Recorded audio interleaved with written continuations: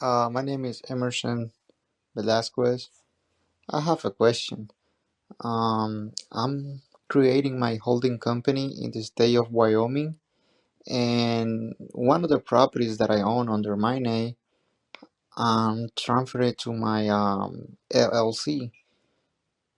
And I have a question because on that property I have a HELOC. And what's gonna happen if I transfer that property to my LLC if I'm gonna have any issues or any problem with the bank who lent me the money for the HELOC. Now it's not gonna be anymore under my name, it's gonna be under my LLC. So what's gonna be do I gonna have any complication with the bank, or there's a way that I could go by without an issue, without a problem? Thank you. If you please can answer me that question. I'm kind of confused. Thank you so much. Thank you so much, Emerson. So, first thing I want to say is I'm not a lawyer. I would definitely work with the team from Corporate Direct. That's Garrett Sutton's team. He's a lawyer. He's the Rich Dad Advisor, friend of the show.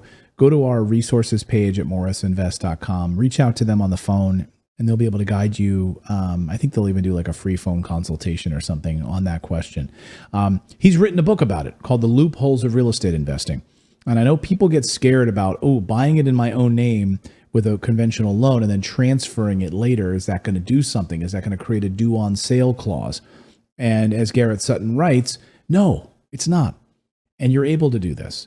So, but you need to be careful. And if it does happen, right? See, the thing is, like, banks do not want to own real estate.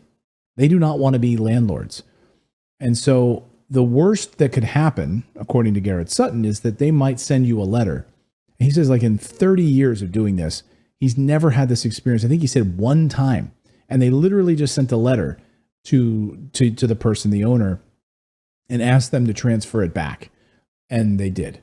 So it's not again, talk to a lawyer about this. It shouldn't be a big deal. And really it comes down to, does the bank want to then become an owner of this property? And you're making payments on time. As long as you're consistent in making payments on time, then you're not setting off any red flags. So the real question is, will this trigger a due on sale clause? And again, I know that's the fear. That's what people talk about. I've never once heard of it happening. Never once. I've never met one person who's had it happen. I've talked to lawyers who've said they've never seen it happen. And just keep current on your payments. Just make sure that you're current on your payments. Now, again, talk to a lawyer about this because it may involve you with some new changes to the finance laws. It may require you to tell the bank that you're doing this, and they could restructure it for you. So again, I would definitely talk to the team at Corporate Direct about this. They are a legal team that they will be able to help you in this regard.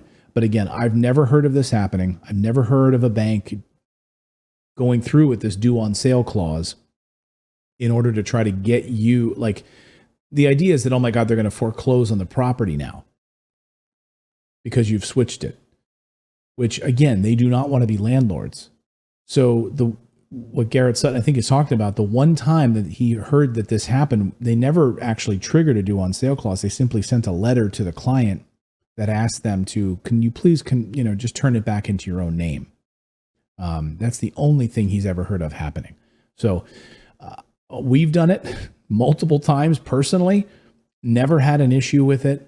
Contact a lawyer and get some legal ask on that, because I am not a lawyer and I don't want to guide you in the wrong direction. But again, I've personally never had that issue. I think it's like one of those fairy tales that people, or cautionary tales that people throw around that actually have never actually happened. So thank you for that. You can leave us a voicemail question by going to morrisinvest.com. That's MORRIS invest.com. Click on the little microphone icon in the lower right-hand part of your screen and fire away your questions. Now go out there, take action, become a real estate investor. I believe it's the number one way to build wealth. We'll see you next time, everyone.